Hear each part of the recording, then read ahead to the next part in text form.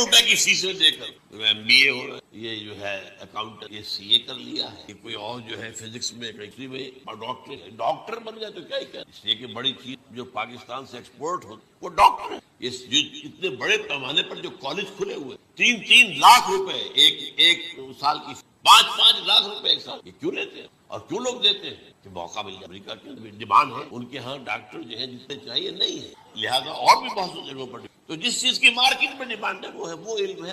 آج علم کمپیوٹر کا علم ہے، حالانکہ لفظ علم کا اطلاق میرے نزدیک غلط ہے، جہالت ہے۔ علم وہ ہے جو ذہن کو جلا دے، جو سوچ کو جلا دے، روشنی پیدا کرے، دماغی روشنی، وسعت دے، انسان کے فکر کو وسعت کے، ذہنی جو ہے جو افق ہے اس کو وسیع کرے۔ علم تو جو حقیقت کے کیا علم بھی قرآن ہے، باقی اور چیزیں جو اس میں آ سکتی وہ ہے کہ جو قرآن اور حدیث کی سمجھنے میں مومن ہو اور زیادہ جو ہے فہم کو آسان۔ لیکن یہ کہ فرمایا علم اٹھا لیا، جہالت کو فروغ ہوگا، ظاہر بات ہے ایک ہی بات۔ دوسرے نمبر پہ یہ کہ جہالت کو فروغ۔ نمبر 3 زنا کثرت سے۔ نمبر 4 شراب نوشی عام ہو جائے۔ نمبر 5 عورتوں کی تعداد بہت زیادہ ہو جائے گی مردوں کی، یہاں تک کہ 50 عورتوں کا خیر خبر کرنے والا کوئی نگرانی کر دے وہ ایک مرد۔ اچھا یہ تو ہے ایک حدیث میں نے آپ کو بیان کر دی، متفق علیہ، یہ بخاری اور مسلم دونوں میں۔ دوسری حدیث بخاری کی ہے، اس کو حضرت ابو ہریرہ رضی اللہ تعالیٰ عنہ روایت ہے۔ قیامت آئے گی جب امانت ضائع ہو جائے۔ آج ہمارے ہاں امانت کے ضائع ہونے شاید جس طرح کے غبن یا جس طرح کک بیکس جو ہے وہ لی، اس غریب یعنی قوم غریب ہے لیکن یہاں وہ امیر بہت بڑے بڑے لوگ، وہ تو دنیا بھر کے ٹاپ کے امیروں کے اندر ان کا شمار ہو جائے گا۔ یہ سب امیر کیسے بنے؟ غبن بلین کرتا ہوں، اب تو اس سے کم کی تو بات ہے، فلاں نے اتنے بلین جو ہے پیسے اپنا جو ہے قرضہ معاف کرا، کون کر؟ یہ کسی کے باپ کی جاگیر، یہ پیسہ بینک کے اندر حکومت کا ہے کہ حکومت کو اختیار ہو گیا وہ رائٹ آف کر دیتے ان کے جو ہے ان کی جائیدادیں کرو ضبط۔ لیکن ہوتا کیا، بینک آفیسر بے ایمان ہے، وہ کہتا تھا 1 کروڑ کا قرضہ لے جاؤ، 10 لاکھ مجھے دے جاؤ، چاہے تم میرے پاس کوئی ڈاکومنٹ جو ہے ایسے نہیں دے سکتے، حالانکہ وہ اتنا بڑا قرضہ لے رہے ہو تو ڈاکومنٹس یہاں پر حوالے لاؤ کہ اگر تم نہ دے سکو تو ہم ان ڈاکومنٹس کے ذریعے سے تمہاری جائیداد تمہاری جاگیر قبضہ کریں۔ جب وہ وقت آتا ہے دیکھتے تو یہ ڈاکومنٹس ہی فیک ہے، کیا کرے؟ بینک کا باپ بھی واپس نہیں، اور یہ سب کس کی بے ایمانی ہے؟ وہ جو بیٹھا ہوا بینک میں سارا سودا اس کے ماں باپ میں، 1 کروڑ ہے نا، 10 لاکھ مجھے جو نبے، باقی یہ کہ ٹھیک ہے میں تمہارے جو ڈاکومنٹس تم پیش کرے سو کوئی اعتراض نہیں بس۔ اور نمبر 2 حکومت نااہلوں کے سپرد، یہ ہے امام بخاری کی روایت جو ابو ہریرہ سے۔ مسلم شریف میں ابو ہریرہ رضی اللہ تعالیٰ عنہ سے ایک اور روایت، مال عام ہو جائے گا یہاں تک کہ زکوٰۃ قبول کرنے والا کوئی۔ یہ بات وہ ہے جو آج اور UAE اب کثرت سے دولت جو ہے وہ ریل پیل، ابھی تھوڑا سا آیا ہے معاملہ خاص طور پر دبئی میں، کیونکہ وہاں بہت زیادہ کنسٹرکشن ہو رہی تھی تو پوری دنیا میں آپ کو معلوم ریئل اسٹیٹ کہلاتا ہے، اس کا حال بہت، لیکن وہاں پہ دولت ریل پیل ہے۔ آپ نے فرمایا کہ جب لونڈی اپنی مالکہ کو جائے، اور تم دیکھو گے کہ ننگے بدن ننگے پیر بھوکے ننگے بھیڑوں اور بکریوں کو چلانے والے اونچی سے اونچی عمارتیں بنانے میں ایک دوسرے کا مقابلہ، اذا تلد الامۃ ربتها، یہ خاص اولاد والدین کے سامنے دب کر رہے، کبھی سینہ تان کر بات کی، ٹھیک ہے بات آپ مان نہیں، ابا جان یہ فرض کی کہ وہ آپ کو کسی نیکی سے روک کہ دینی کام سے روک رہے، یہ کہیں آپ اور ڈٹ کر کہیں اور جمیں اس پر، لیکن یہ کہ سرکشی کا ایسا نہ ہو کہ اپنے سینے کو تان کر جائے، میں نہیں کروں۔ اچھا اولاد میں بیٹی جو ہو تو زیادہ سبارڈینیٹ سبمسو، بات ماننے والی، کہیں بھی سر اونچا نہ کر، اور آخری دور میں کیا ہوگا، بیٹیوں سے مائیں ڈریں گی، انہیں ٹوک نہیں سکتی کسی بات پر، پتہ نہیں کیا بک دے گی کیا بکواس کر، یہ تو ہمارے یہاں ہوں گے، باہر کیا ہے تو آپ یہ بھی نہیں پوچھ سکتے۔ آپ کی 13 برس کی لڑکی آئی ہے رات کو 1 بجے، کہاں رہی یہ رات کہاں گزر، پوچھ ہی نہیں سکتے، یہ پوچھنا بھی جرم ہے۔ اپنے چھوٹے بچے کو آپ نے تھپڑ مار دیا، تہذیب ہے سکھانا ہے، غلط کام کیا ہے، اس کی سرزنش ہو رہی ہے، فوراً وہ اگر ایک فون کر دے گا پولیس آئے گی، بچے کو لے جائے گی، اسے لا کر کہیں اور جو ہے ڈپازٹ کرے اور آپ پر مقدمہ چلے گا، آپ کو اس کی سزا پورا کیا عالم، پھر اولاد کہاں سے اس کی تربیت عثمانی میں تو ان تلد الامۃ ربتها، گویا کہ ماں بیٹی کے نزدیک ماں جو ہے وہ ایسی ہو جائے گی جیسے لونڈی، گویا کہ لونڈی نے ایک اپنی مالکہ کو جنم دی، بیٹی مالکہ بن جائے گی اور ماں جو ہے لونڈی، اور دولت کی محتاج، یہ جو بھوکے نہیں اور مفلس کیا حال تھا 100 برس پہلے کھانے میں کچھ، یہ مشرقی ساحل پر تھے، یہ سوائے یہ کہ مچھلیاں پکڑ لی اللہ کو کھا لی، بیچ دیا کو بنڈی، اور کیا تھا، اور مغربی ساحل پہ کیا ہوتا تھا؟ ساری ان کی معیشت حج کے گرد ہو. حاجی آئے ہیں خریداریاں، اور آپ کو معلوم ہے پوری دنیا سے مال پہلے بھی پہنچتا تھا. آپ کو جو ہے ہر ملک کے ہر کونے کا پھل وہاں مل جائے گا. اور وہاں پر یہ ہے کہ سب سے بڑی بدبوؤں کے لیے سب سے گوشت اسے وہ سکھاتے سخت چمڑے کر کے کا حل تھا. آج نئے شہر بن امریکن کو کانٹریکٹ دیے جا رہے ہیں بالکل ماڈرن شہر بنا دو. ایک ایبسولوٹلی ماڈرن شہر جو ہے وہ جو مشرقی ساحل کے اوپر جو پہلے سے آرام کو سٹی ہے امریکن سٹی ہو، اس کے اندر کوئی سعودی بھی داخل نہیں ہو سکتا سوائے جس کے پاس اس سٹی کی طرف سے لائسنس، اور اس کی چار دیواری کے اندر، چار دیواری کیا فصیل کے اندر کہیں ہے جو چاہو کرو. کوئی ننگے نہاؤ، تالاب ہے نہا رہے ننگے عورتیں، کوئی پوچھ. اب اسی قسم کا ایک سٹی آباد ہونا جا رہا ہے مغربی ساحل پر، جدہ اور ینگوڑ کے درمیان. اور اس میں اصل میں جتنی بھی دولت ہے جو پیٹرول کی ہے وہ وہیں پر رکھ لی جاتی ہے امریکہ، تاکہ امریکہ جو ہے ایسے ایسے پروجیکٹ بنا کر جب تمہیں دے گا تو اس میں سے پیسے لے. بہرحال آپ سے دی کنفیشن آف این اکنامک ہٹ میں وہ کنفیشن کی بات جو ہے اگر آپ سے کہ کس طریقے سے 1973 کے آئل امبارگو کے بعد جو شاہ فیصل شہید کے زمانے پھر جس طریقے سے امریکہ نے ان تمام ممالک کو جکڑ لیا ہے اس کا پورا پروسیس وہ سامنے. پر اس کے بعد آتا ہے علامات کبریٰ کا بڑی علامت ہے جو کہ بالکل خرق عادت کے انداز میں جن کا معاملہ جو ہے وہ آپ کے ناپ تول میں آپ کی کیمسٹری فزکس ان کا جو ہے وہ نہیں کر سکتے ادراک ہوگا. یہ قیامت ان میں نمبر ایک کیا ہے؟ بہت بڑا دھواں ہے دنیا کو. نمبر دو دجال کا دھواں جو اپنی خدائی کا دعویٰ لے کر آئے گا اور بنوائے گا. اس کے ہاتھ میں ہو جائیں گے، قبضے میں ہو جائیں گے سارے ذرائع پیداوار. اس کی طرف بھی پہلا قدم اٹھ چکا، ٹرپس کے نام سے معاہدہ ہو. کوئی ملک اپنا بیج پیدا نہیں کر سکتا. یہ بیج ہم نے ڈیولپ کیے ہیں.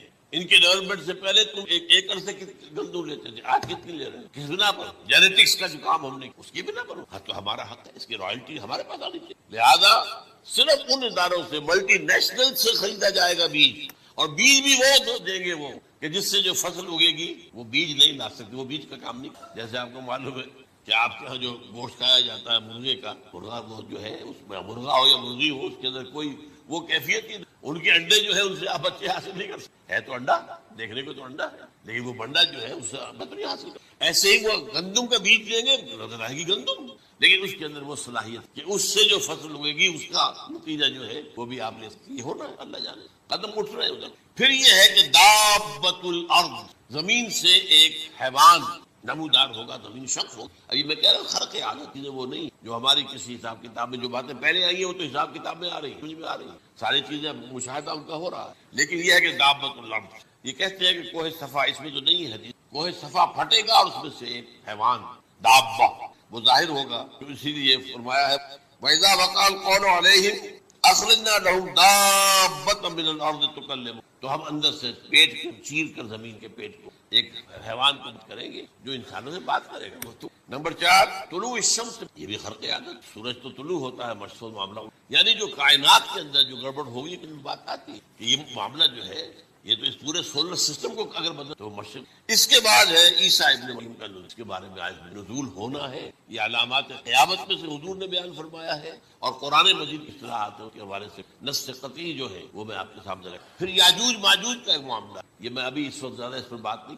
حضرت عیسیٰ علیہ السلام کے بعد دو کام ہو، یہودیوں کا قلع قمع ختم، تمام یہودی ایک، اور نمبر 2 عیسائیت کا ختم. عیسائیت کی نفی کر دیں گے. بھائی میں تم مجھے خدا کا بیٹا بنائے بیٹھے ہو، میں تم خدا کا بندہ ہوں، میں نے تم سے کب کہا تھا کہ مجھے خدا کا بیٹا. نمبر 2 یہ کہ وہ خنزیر کو قتل کریں گے، یعنی یہ تم نے خنزیر کب سے کھا رہے ہو؟ میں تو تم کو نہیں کہا، اجازت دے کر گیا. یہ تو شریعت موسوی میں حرام تھا اور میں کہہ کر گیا تھا کہ یہی شریعت تم پر لاگو ہے. ہاؤ کم تم نے کیسے لی؟ آج بھی بہت سے رومن کیتھولکس جو ہے وہ سور نہیں کھاتے ہے، ان کے اندر کچھ نہ کچھ بات جو ہے جو حضرت عیسیٰ کی تعلیمات کا ان کے ہاں ہے. اس کے بعد یہ ہے کہ یاجوج ماجوج میں بتا رہا تھا آپ کو کہ جب عیسائیت بھی ختم ہو گئی، یہود ویسے ختم ہو گئی، استیصال ہو گیا، جڑ کٹ گئی. اب عیسائیت گویا کہ اسلام میں ضم ہو گئی، عیسائیت مذہب ختم، یہودی خود ختم. اب یہ طاقت ہو جائے گی تقریباً 2/3 عیسائی، 2 ارب 1 ارب 90 لاکھ، 90 مسلمان بھی 50-60، 6 ارب کل آبادی.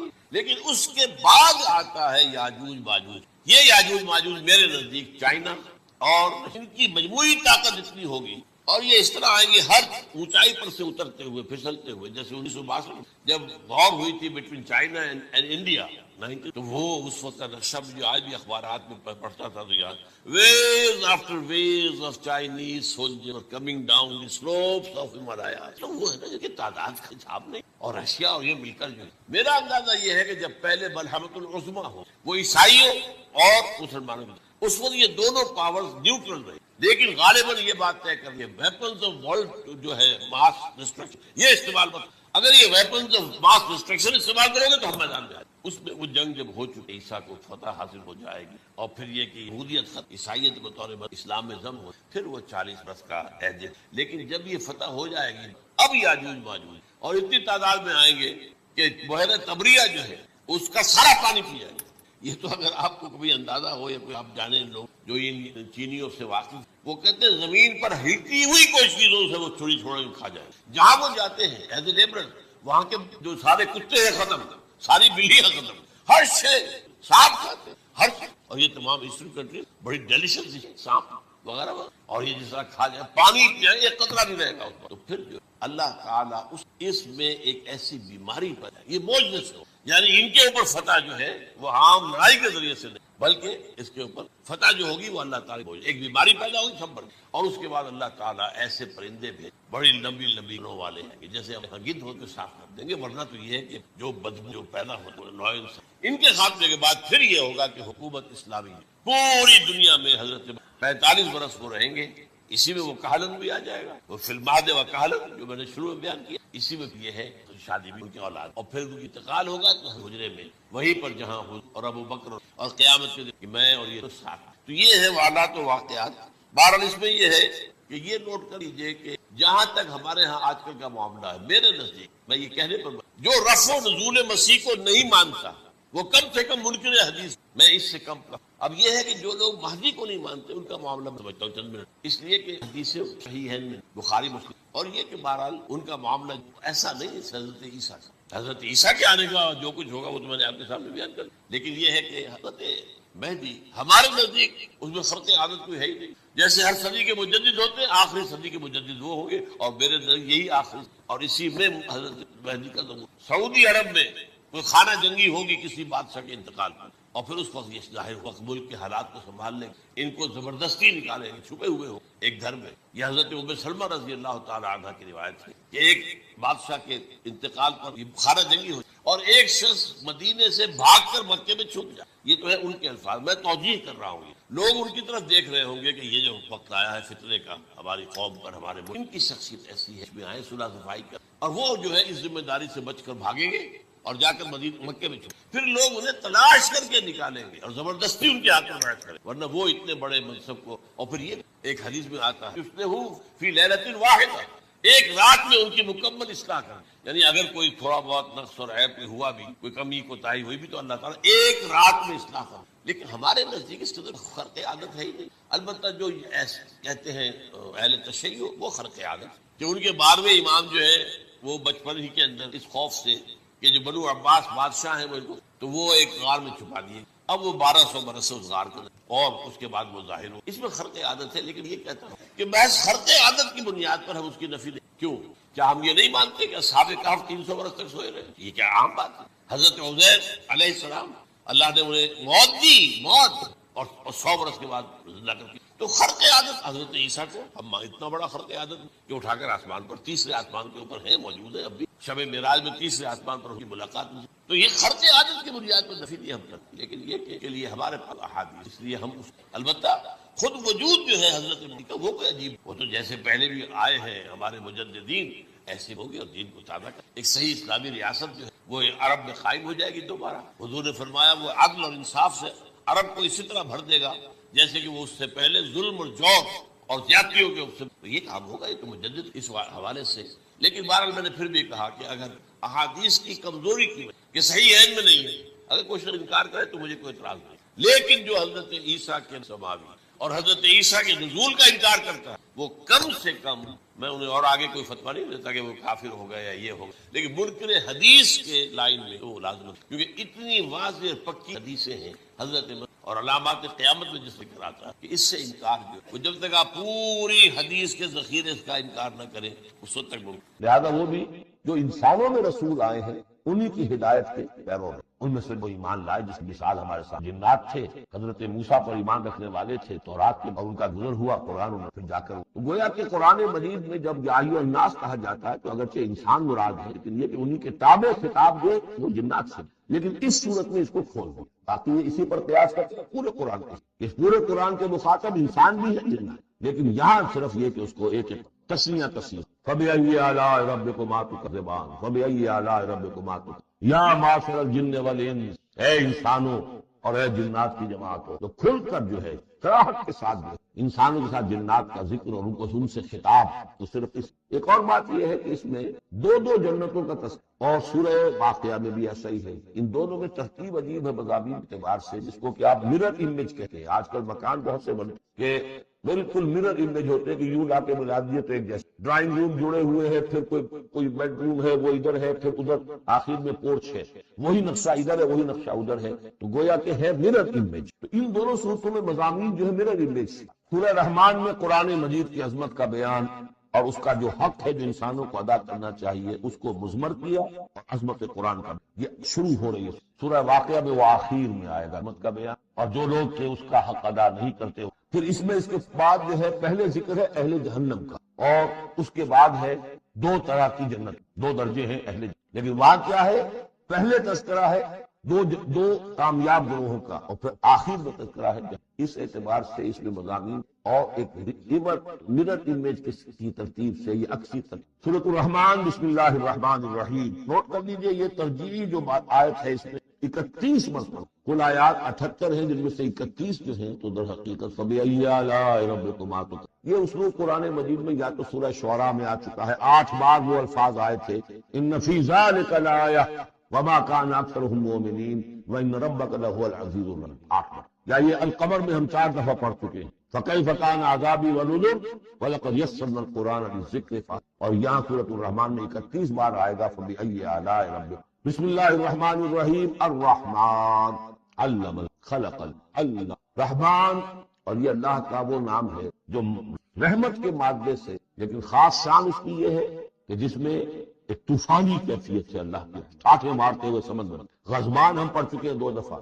نہایت قدرناک، حضرت موسیٰ کے لیے آیا غضبان آصف، تو عرب کہے گا اگر بھوک سے مر رہا ہے نا جوعا، پیاس سے مر رہا ہے نا عطشان، تو رحمان کے وزن پر بہت مبالغہ، اور اس میں شان ہوتی جیسے کہ طوفانی شان، طوفان وہ بھی اسی میں، الرحمن وہ ہستی کے جس کی رحمت ٹاٹے مار، اللہ قرآن، اس نے قرآن، یعنی یہ کہ قرآن مجید کی عظمت کا تصور کرو، یہ اللہ کی رحمانیت کا مظہر عطم، اس کی رحمت کی سب سے بڑی شان، اس کا مظہر عطم جو ہے وہ قرآن۔ دوسری بات یہ اللہ کے ناموں میں چوٹی کا نام رحمان ہے، بہت پسندیدہ، رحمت کی تو ضرورت ہے، حضور نے فرمایا میں بھی مستغنی، آپ نے موقع پہ فرمایا کہ کچھ جنت میں صرف اپنے اعمال کی بنیاد پر نہیں جائے گا جب تک کہ رحمت خداوندی دست، اور حضرت عائشہ سے ہے یہ، حضرت عائشہ نے پوچھ لیا، ظاہر بات ہے درمیان ایک کیا حضور آپ بھی الا ان یتغمدنی ربی، میں بھی جنت، مگر اس سورہ رب مجھے اب رحمان چوٹی کا نام ہے، اور جو علم اللہ نے دیا انسان کو اس میں چوٹی کا علم قرآن، ایک علم وہ ہے ریویلڈ نالج جس کی چوٹی یہ ہے، ایک علم ایکوائرڈ نالج رفتہ رفتہ کی سب سے اونچائی،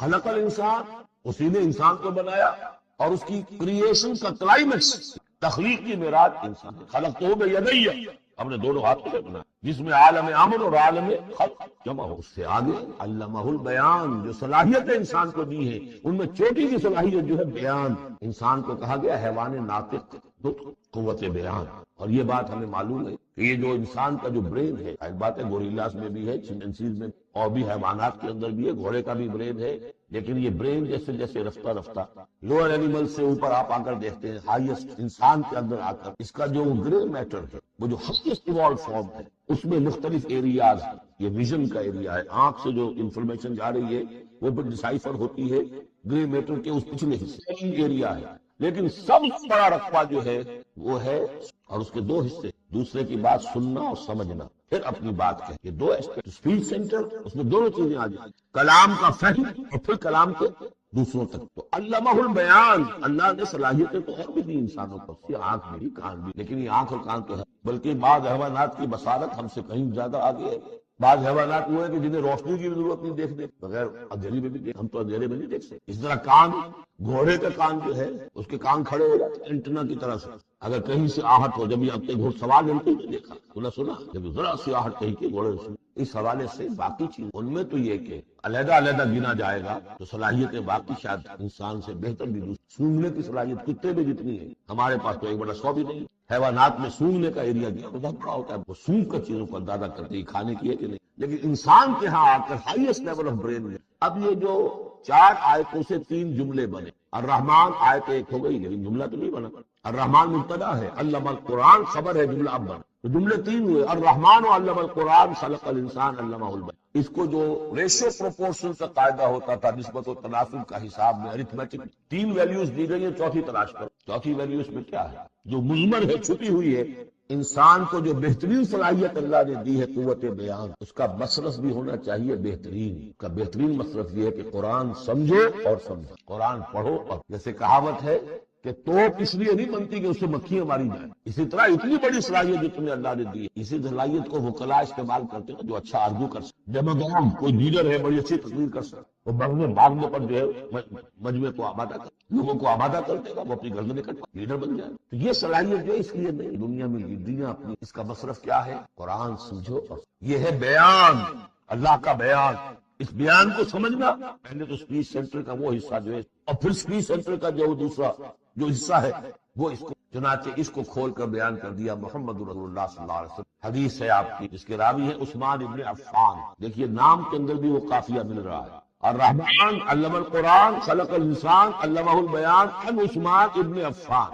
اب عفان کے بیٹے عثمان نے روایت کی، حضور نے فرمایا خیرکم من تعلم القرآن، اور خیر یہاں پر سپرلیٹو کے ساتھ، تم میں بہترین لوگ وہ ہیں جو قرآن سیکھیں اور سیکھیں۔ اب سورہ قبر کے وَلَقَدْ يَسَّرْنَا الْقُرْآنَ لِلذِّكْرِ الرحمن علم الشمس والقمر بحسبان، یہ سورج اور چاند سب ایک حساب کے ساتھ ہیں، کی گردش حساب کے، اسی حساب سے دن بن رہے ہیں، راتیں بن رہے، سال اور والنجم والشجر یسجدان، نجم جو ہے تو ستارے، سورج اور چاند کے مناسبت سے تو اس کے لیے ستارے مفہوم ہے، لیکن نجم جو عربی زبان میں جھاڑیوں کو بھی کہتے، کیونکہ یہ ستارے بھی زمین میں اتنے نظر آتے ہیں جیسے کہ جھاڑیاں ہوں، والنجم والشجر یسجدان، شجر کے حوالے سے اگر ترجمہ کرتے ہیں یہ بھی سجدہ کریں، ان کے سائے، جیسا کہ کئی دفعہ آتی ہے، والسماء رفعها ووضع الميزان، اور آسمان کو اس نے بلند کیا، اس میں رکھی ترازو، یہاں اس سے مراد وہ ترازو نہیں ہے جو تولتی ہے، اس میں بیلنس ہے، کاسمک بیلنس، آسمان اور زمین کے اندر، آسمان میں جتنے اجرام سماویہ ہیں، ان کو جو چیز تھامے ہوئے ہیں، قائم رکھے ہوئے ہیں،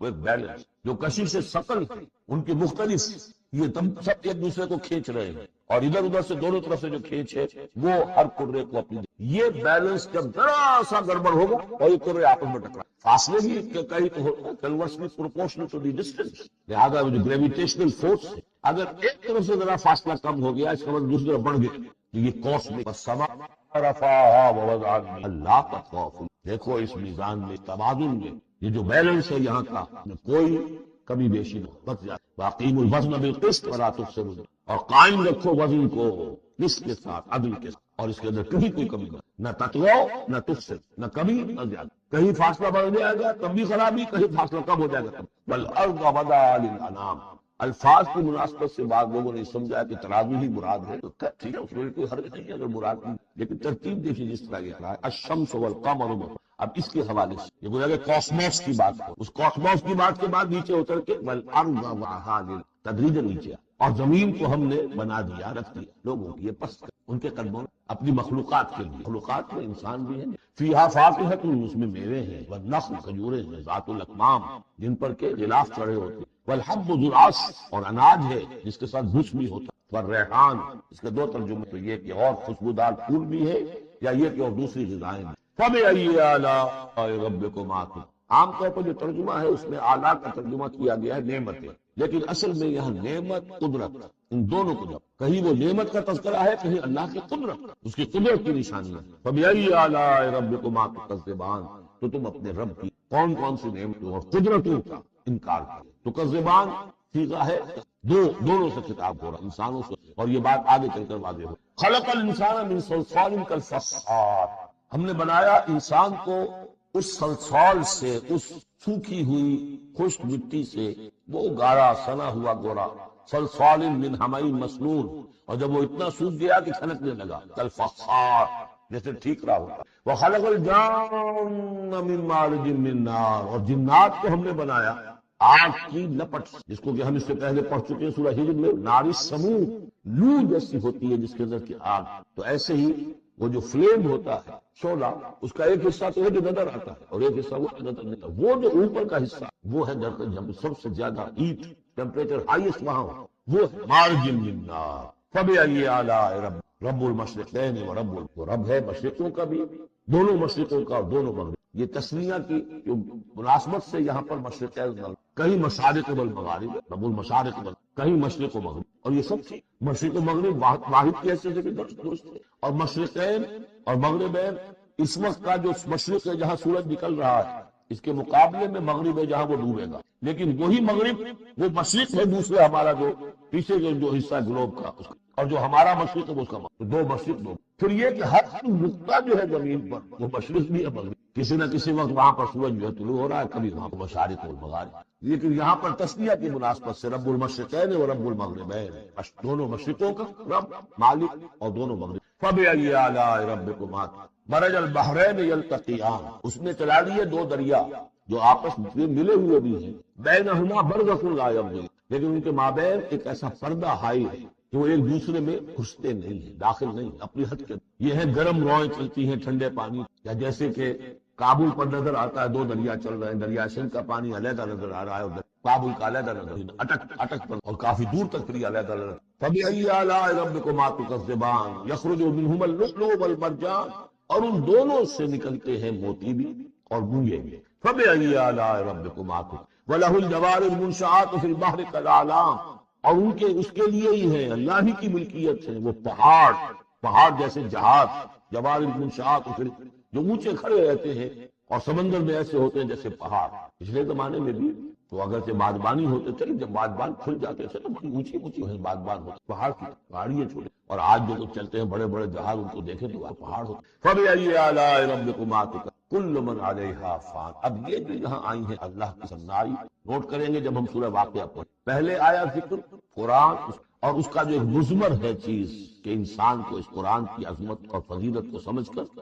اگر اللہ نے وہ جو شعر علامہ اقبال کا، اگر یہ قطرہ خونڈاری اگر مجھتے پرے داری بیا با من تو آموز، اگر تمہارے جسم میں کوئی قطرہ خون اور کوئی مٹھی بھر پر بھی تمہیں دے رکھے ہیں، اے چڑیا اے بیا آؤ تو میں تمہیں شاہبازی پہ تک. اسی طریقے سے اگر تمہیں بولنے کی صلاحیت دی، اس کا مصرف کیا ہے؟ خیرکم من تعلم. سمجھنے کی صلاحیت دی ہے، قرآن سمجھو. بیان کرنے کی صلاحیت دی ہے، بیان کرو. پھر یہ کہ اللہ تعالیٰ کی تخلیقی قوت، اس کا تصور وہاں آپ دیکھیں گے یہ بالکل الٹی یہی ترتیب ہوگی. آخر میں قرآن مجید کی عظمت، اس سے پہلے اللہ کی تخلیقی، اللہ کی یہی جو آلہ ہے. اس کے بعد اب پہلے جہنم والوں کا تذکرہ یہاں ہو رہا ہے، وہاں بعد میں فرمایا کل من علیہا فان، جو بھی ہے اس زمین پر جو بھی مخلوقات ہیں سب فنا. وَيَبْقَى وَجْهُ رَبِّكَ ذُو الْجَلَالِ، باقی تو رہے گا صرف تیرے رب کا تو بہت بزرگی والا ہے اور بہت عظمت. اب یہ کہ اللہ کا چہرہ ہم کیا جو اس کا مفہوم سمجھیں گے وہ یہ ہے اللہ کی ذات باقی سب چیز اللہ تعالیٰ کے پوٹینشلی سب فانی ہے. اپنے طور پر سب کسی کا وجود جو ہے اپنے بل پر قائم ہے. اللہ جب تک تو در حقیقت وہ خود اپنے بل پر قائم ہے تو اللہ تعالیٰ کل من علیہا فان اللہ باقی من کل فان، اللہ ہی باقی. وَيَبْقَى وَجْهُ رَبِّكَ ذُو الْجَلَالِ وَالْإِكْرَامِ فَبِأَيِّ آلَاءِ رَبِّكُمَا يَسْأَلُهُ مَنْ فِي السَّمَاوَاتِ، جو بھی ہے آسمان اور زمین میں وہ سب اس وجود بھی ملا ہے اسی. حیات کسی کے پاس ہے دی ہوئی ہے اسی، کوئی صلاحیت ہے تو دی ہوئی ہے اسی کی، کوئی ذہانت ہے تو دی ہوئی ہے اسی، روز کا رزق جو آ رہا ہے اسی کا ہر ایک سائل جو سورہ محمد میں ہم نے پڑھا کہ تم سب فقراء ہو واللہ هو الغنی انتم الفقراء، تم سب کے سب تمہارا وجود مستعار، تمہاری حیات مستعار، تمہیں علم جو دیا اس نے دیا جتنا دیا. ولا یحیطون بشیء من علمہ الا بما شاء، تو تمہاری یسألہ من فی السماوات والارض، اسی سے مانگتا ہے جو بھی ہے آسمانوں میں اور زمین. کل یوم هو فی شأن، وہ ہر دن ایک شغل میں ہے، اس کی ایک مصروفیت ہے. یہاں میرے نزدیک اشارہ ہے اسی بات کی، یدبر الامر من السماء الى الارض ثم يعرج الیہ فی یوم کان مقدارہ الف سنہ. تدبیر امر ہے، ایک دن کی تدبیر وہ کرتا ہے. کیا تو اگرچہ وہ ایک دن اس کا 1000 سال میں کیا کیا ہونا ہے، پھر وہ احکام کی تنفیذ ہوگی، رپورٹ ہے اس کو واپس. تو کل یوم ہوا فی شأن، وہ کوئی ایک یوں سمجھیے کہ کوئی اسٹیٹک کوئی حقیقت نہیں، خود اس کی خفیات. کل یوم ہوا فی شان، نئی شان کے ساتھ اس کا کل یوم ہوا فی شان فبأی آلاء ربکما سنفرغ لکم ایھا الثقلان. اب یہاں کھل کر بات کی کہ تکذبان کیوں کہا جاتا ہے. ہم جلد ہی فارغ ہو جائیں گے تمہارے لیے، اے دو بھاری قافلوں، اے انسانوں کا قافلہ اور اے جنات کے قافلہ. ابھی جو ہے اس کائنات کو ہم نے چلایا ہوا ہے، ابھی مہلتیں ہم نے دے رکھے ہیں، وقت پر کیا ہوا، اجل مسمى ہے اس کائنات کی بھی اور ہر قوم کی. لکل امت اجل، ہر امت کے لیے بھی ایک فرق کی وہ سب ہے، لیکن القریب ہم فارغ ہو جائیں گے کہ لیے تمہیں اپنے پاس تم سے حساب کتاب دے، تم سے پوچھ گچھ. فبأي آلاء ربكما تكذبان. تو اے جنات اور اے انسانوں کی جماعتوں کی کن کن نعمتوں کا اور کن کن صنائیوں کا، کن کن قدرتوں کا. یا معشر الجن والانس ان استطعتم ان تنفذوا من اقطار السماوات والارض فانفذوا لا تنفذون الا بسلطان. فبأي آلاء ربكما تكذبان. يرسل عليكما شواظ من نار ونحاس فلا تنتصران. فبأي آلاء ربكما تكذبان. صدق اللہ العظیم. کیونکہ اس سے پہلے آیت آ چکی ہے سنفرغ لکم ایھا الثقلان.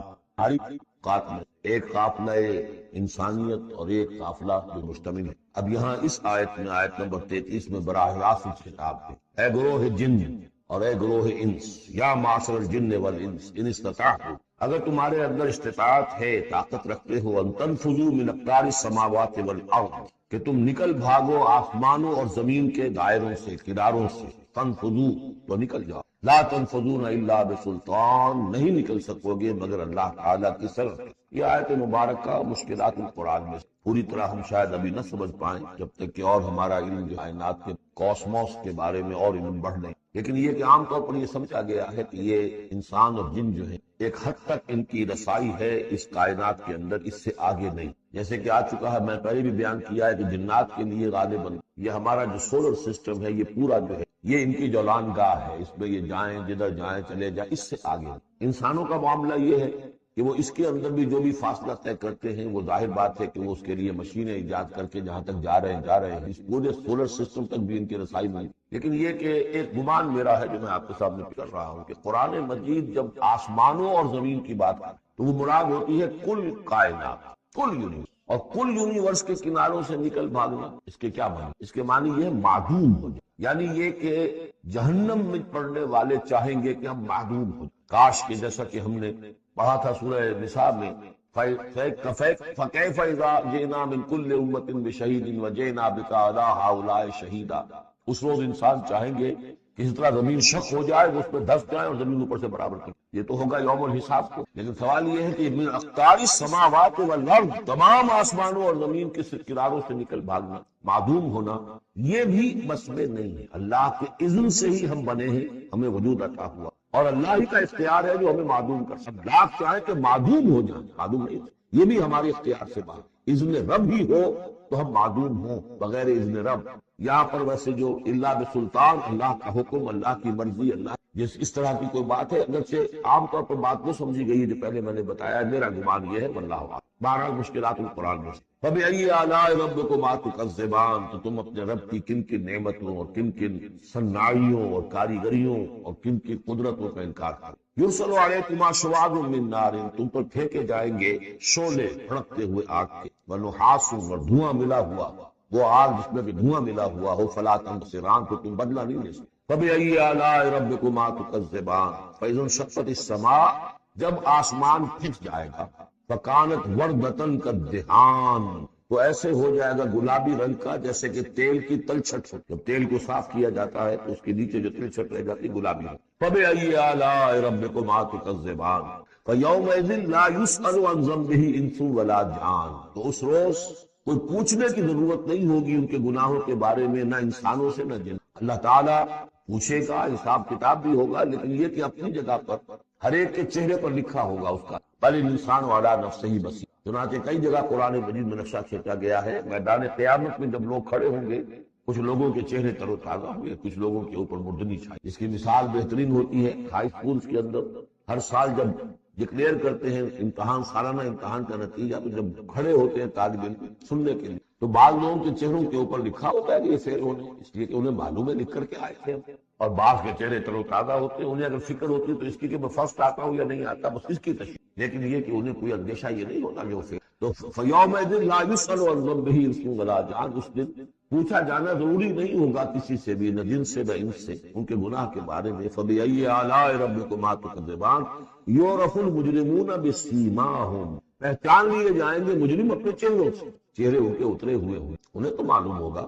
یعرف المجرمون بسیماہم فیؤخذ بالنواصی والأقدام، پھر ان کو پکڑا جائے گا ان کی پیشانی کے بالوں سے اور پاؤں سے، یعنی ہر ایک کو کوئی فرشتہ جو ہے وہ ادھر سے اس کی پیشانی کے بال پکڑے گا اور ادھر سے اس کی ٹانگیں پکڑ کر ٹاس کرے گا۔ فبأي آلاء ربكما تكذبان هذه جہنم التي يكذب بها المجرمون، جب پھینکا جائے گا اسے جہنم، یہ ہے وہ جہنم جس کو جھٹلاتے رہے تھے وہ لوگ کہ جو جھٹلانے والے تھے۔ هذه جہنم التي يكذب بها المجرمون، جسے مجرم گناہگار جھٹلاتے ہیں۔ یطوفون بینہا و بین حمیم آن، اب وہ چکر لگاتے رہے، اس آگ سے نکلیں گے، پانی پینا چاہیں گے تو پانی کھولتا ہوگا، حمیم آن، کھولتے پانی کے اور اس آگ کے۔ فَبِأَيِّ آلَاءِ رَبِّكُمَا تُكَذِّبَانِ، اب یہ تو اہل جہنم کا انجام ہے جو یہاں بیان، یہاں جنتیوں کے انجام سے پہلے ان کا بیان ہے۔ سورہ واقعہ میں پہلے جنتیوں کا بیان آئے گا اور پھر اہل جہنم کا، ترتیب اکثر۔ وَلِمَنْ خَافَ مَقَامَ رَبِّهِ جَنَّتَانِ، اور جو بھی اپنے رب کے حضور میں کھڑے ہونے سے ڈرتا رہا، ڈرتا اور ترسا رہا، اس کے لیے دو جنتیں۔ یہ دو جنتیں کیوں کہی؟ اس کے لیے جو توجیہ میری سمجھ میں آئی ہے اس میں مجھے خاصا اطمینان ہے، انشراح ہے کہ جنتیں جو جنوں کے لیے ہوں گی وہ علیحدہ جنت، انسانوں کے لیے الگ۔ ظاہر بات ہے دونوں کے احساسات جدا ہیں، دونوں کے ذوق جدا ہیں، دونوں کے مذاق جدا، لہذا ایک جنت ہے کہ جو انسانوں کے لیے ہے اور ایک جنت ہے کہ جو جنات، ایک ہی طرح کی چیزیں ان دونوں کے لیے پلیزنٹ اور ان دونوں کے لیے جو ہو سکتی ہیں مسرت اور سرور آمیز، ایک طرح کی نہیں ہو سکتی، ان کے تقاضے مختلف ہیں۔ لمن خاف، جو ڈرنے والے ہیں ان کے لیے جنت فراہم، وہی تسلیہ کا صیغہ ہے کیونکہ یہاں جنوں اور انسانوں سے خطاب ہو رہا مسلسل۔ یہ جو جنتان ہوں گی یہ ابتدائی جنتیں جن کا ذکر یہاں ہو رہا، اس کے بعد دو اور جنتیں ہوں گی، تو جنتیوں کے دو درجے ہیں، ان میں جنات بھی ہوں گے انسان بھی ہوں گے، تو چار ہو گئے۔ کمتر درجے کے جنتی انسان اور جن دو، اور برتر درجے کے جنتی انسان اور جن دو، تو دو اور دو چار۔ تو یہاں پر اس سورہ مبارکہ میں چار جنتوں، پہلے یہ کمتر درجے کے جنتیوں کا ذکر ہو رہا ہے۔ وَلِمَنْ خَافَ مَقَامَ رَبِّهِ جَنَّتَانِ فَبِأَيِّ آلَاءِ رَبِّكُمَا تُكَذِّبَانِ ذَوَاتَا أَفْنَانٍ، اس کی بہت سی شاخیں ہوں گی۔ فَبِأَيِّ آلَاءِ رَبِّكُمَا تُكَذِّبَانِ فِيهِمَا عَيْنَانِ تَجْرِيَانِ، ان دونوں میں چشمے ہیں، عینان، ایک ایک جنت میں ایک چشمہ ہے جو فَبِأَيِّ آلَاءِ رَبِّكُمَا تُكَذِّبَانِ، اپنے رب کی کون کون سی نعمتوں کو جھٹلاؤ گے۔ فِيهِمَا مِن كُلِّ فَاكِهَةٍ زَوْجَانِ، اور ان دونوں میں ہر طرح کے جو میوے ہیں ان کی دو دو قسم جوڑے۔ فَبِأَيِّ آلَاءِ رَبِّكُمَا تُكَذِّبَانِ مُتَّكِئِينَ عَلَىٰ فُرُشٍ بَطَائِنُهَا مِن اسْتَبْرَقٍ وَجَنَى الْجَنَّتَيْنِ دَانٍ، اور وہ وہاں تکیہ لگائے ہوں گے، سہارا لگائے ہوں گے ایسے فرشوں پر کہ جن کے استر بنے ہوئے ہوں گے گاڑے ریشم کے، استر ہوں گے گاڑے ریشم کے، تو جو ان کا اصل جو اوپر کا حصہ ہوگا وہ کس شکل ہے، گویا کہ وہ تمہارے تصور سے باہر۔ وَجَنَى الْجَنَّتَيْنِ دَانٍ، اور دونوں جو باغ ہیں دونوں جنتوں کے، ان کے جو پھل ہیں میوے وہ جھک رہے ہوں گے نیچے تاکہ آرام سے جنتی جو ہے جو چاہے حاصل۔ فَبِأَيِّ آلَاءِ رَبِّكُمَا تُكَذِّبَانِ فِيهِنَّ قَاصِرَاتُ الطَّرْفِ، ان جنتوں میں ہوں گی وہ عورتیں کہ جن کے نگاہیں نیچے جھکی ہوئی ہوں گی۔ عورت کے اندر شرم اور حیا جو ہے اس کا خاص ہے، یہ خود اس کے حسن کا ہے، تو نگاہوں کا نیچا ہو، یہ اصل میں حیا اور شرم کیا نیچے نگاہ۔ لم یطمثن انس قبلہ ولا جان، ان سے ان کو چھوا نہیں ہوگا اس سے پہلے نہ کسی انسان نے نہ جن ان سے، یعنی ظاہر بات ہے کہ جو جنوں کی جنت ہے اس میں ان کی مناسبت، اور جو مردوں کی انسانوں کی جنت ہے ان کے لیے ان کی مناسبت، اور وہ جو ہوں گی جو جنت جنات کی ہے ان میں جو بھی ان کے لیے ہوں گی ان کی بیویاں انہیں بھی کسی جن نے پہلے چھوا نہیں، اور اس طرح انسانوں کے لیے جو جنت ہوگی اس میں جو ان کی بیویاں دی جائیں گی ان کو انسان نے۔ فَبِأَيِّ آلَاءِ رَبِّكُمَا تُكَذِّبَانِ كَأَنَّهُنَّ الْيَاقُوتُ وَالْمَرْجَانُ، وہ جو ہوں گی بیویاں دی جائیں گی ان جنتوں وہ ایسے ہوں گی جیسے لال اور مونگے۔ فَبِأَيِّ آلَاءِ رَبِّكُمَا تُكَذِّبَانِ جَزَاءُ الْإِحْسَانِ إِلَّا الْإِحْسَانُ، کیا احسان کا، بھلائی کا، نیکی کا مطلب احسان اور بھلائی کے سوا بھی کچھ ہو سکتا؟ ان لوگوں نے اللہ کے لیے، اللہ کے دین کے، اللہ کے احکام کی پابندی میں جو کچھ بھی انہوں نے محنت کی، اب ظاہر بات ہے کہ اللہ تعالیٰ کو بدلہ انہیں دینا ہے انہی سے۔ وَمِن دُونِهِمَا جَنَّتَانِ، اور ان سے پرے دو جنتیں اور، اب اس میں مفسرین کے مختلف اقوال ہیں، پہلی جنتیں کن کی ہیں، دوسری جنتیں کن کی، اس لیے کہ اس کے لیے دو الفاظ جو آئیں گے سورہ واقعہ میں آئیں گے، ایک اصحاب الیمین ہے اور ایک مقربون ہے۔ ایک وہ ہے جو آگے اللہ کے بہت ہی مقرب بارگاہ ہونا، اولئک المقربون، اور ایک وہ ہے کہ جو داہنے والے ہیں، اور ایک ہے شمال کا۔ تو ایک تو ہے بنیادی، یہ گمراہ تھے، یہ جہنمی، یہ نیک تھے، اور یہ جو ہے جنتی ہے، لیکن ایک ہے بہت آگے والے، فالسابقون السابقون اولئک المقربون، وہ لوگ جو آگے نکلے جانے والے ہیں، وہ جو بلندتر نیکیوں والے ہیں، بلندتر مقامات والے ہیں، جیسے کہ سورہ توبہ میں ہم نے پڑھا تھا والسابقون الاولون من المہاجرین والانصار والذین اتبعوہم بإحسان، تو دو درجے ہو گئے۔ تو اس طرح یہاں پر جو میرے نزدیک پہلی جنتوں کا تذکرہ جو ہے وہ در حقیقت ہے جو کم تر جنتی ہے، اصحاب الیمین، اور اب جو تذکرہ ہو رہا ہے وہ ہے جنت ان کی کہ جو مقربین بارگاہ ہے، سابقین۔ وَمِن دُونِهِمَا جَنَّتَانِ، اور ان دونوں کے پرے اور دو جنتیں ہیں، فَبِأَيِّ آلَاءِ رَبِّكُمَا تُكَذِّبَانِ، یہ بھی دو ہوگی، ایک جنات کے لیے اور ایک انسانوں۔ مدھامتان، بڑے گہرے سبز رنگ کی جنتیں، سبز کاہی جسے ہمارے یہاں کہا جاتا ہے، گہرا سبز، سیاہی ماہر سبز، اتنی گہرا سبز ہو کہ سیاہی ماہر۔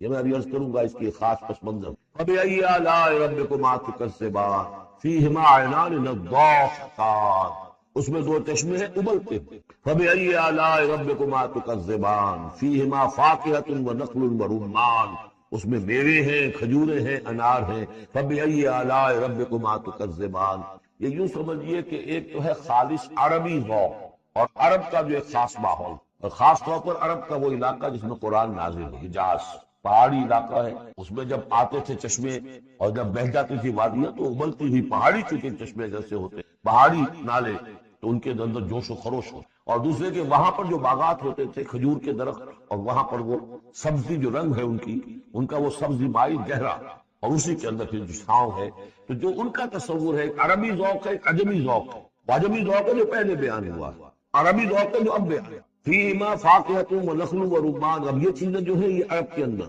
کھجورے ہیں، انار ہے۔ فبأی آلاء ربکما تکذبان فیہن خیرات حسان، اس میں ہوں گی بہت ہی اچھی عورتیں نہایت خوبصورت۔ فبأی آلاء ربکما تکذبان حور مقصورات فی الخیام، اب یہاں حور کا لفظ آیا، پہلے میں نہیں آیا، پہلے میں یہ تو آیا ہے فیہن قاصرات الطرف لم یطمثن انس قبلہم ولا جان، لیکن لفظ حور یہاں آیا ہے۔ اسی کو نوٹ کریں گے کہ سورہ واقعہ میں بھی ایک کے ساتھ حور کا لفظ آئے گا، دوسرے کے ساتھ نہیں۔ حور مقصورات فی الخیام، اب یہ بھی عرب پسند، خیموں میں رہنے والی، وہ حوریں کہ جو خیموں میں رکی رہنے والی تھی۔ ظاہر بات ہے کہ وہاں پر تو عام طور پر شہر بہت کم تھے، پورے عرب کے حجاز کے اندر بہت کم، جو عام طور پر جو آبادیاں تھیں وہ خیموں